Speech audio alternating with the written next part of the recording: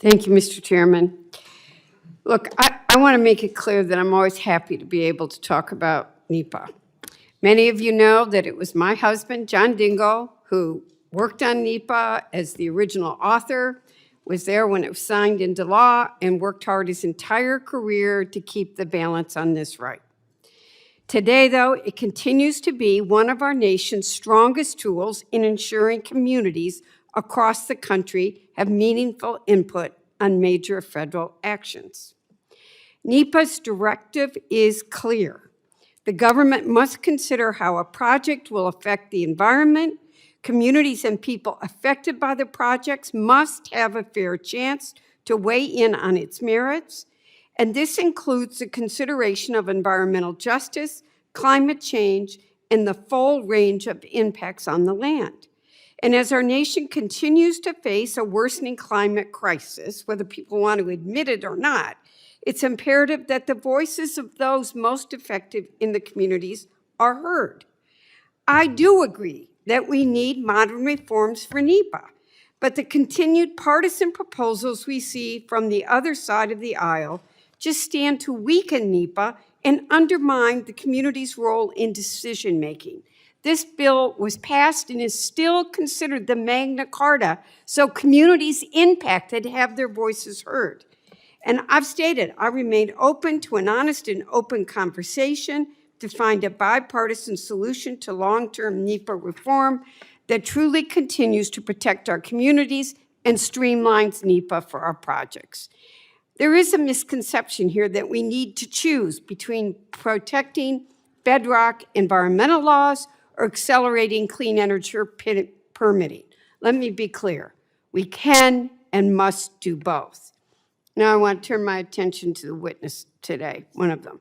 Mr. Mergen, the two variables impacting time of approval timelines is the applicant and the administration. We hear from across the aisle that the federal review portion of the NEPA review causes significant delays. Mr. Mergen, during a NEPA review, can you clarify what is the largest contributor to approval delays? For sure, the largest source of delay, the largest source of delay is inadequate staffing and inadequately trained expertise. And on the applicant's end, it's very important that they provide accurate and complete information. I think we've all been in the situation where the application is incomplete, there's inadequate staffing. These sorts of things create delays. So, Mr. Mergen, to follow up, are the administration's recent actions, letting employees go, some will call it firing, related to the federal workforce helping or delaying NEPA reviews? Substantially delaying NEPA reviews. We need a trained workforce. I'm not saying we need everybody.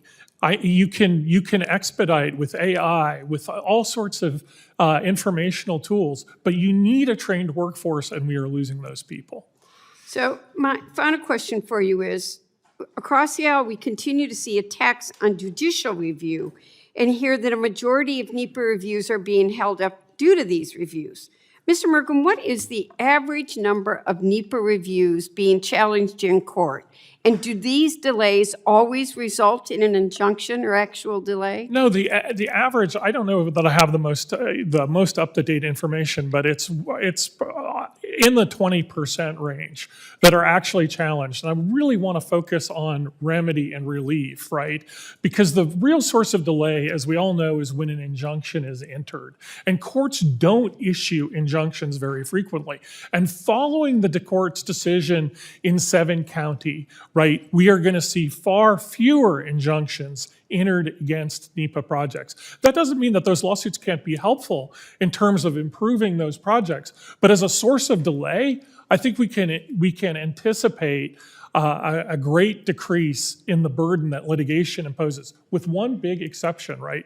In order to defend the administration's NEPA decisions, you need an adequately funded Department of Justice at capacity. And those people who defend these decisions are also leaving in droves, and that will be a source of litigation problems. We already see the Justice Department asking for extensions of time to respond to cases because of the burdens of their workload.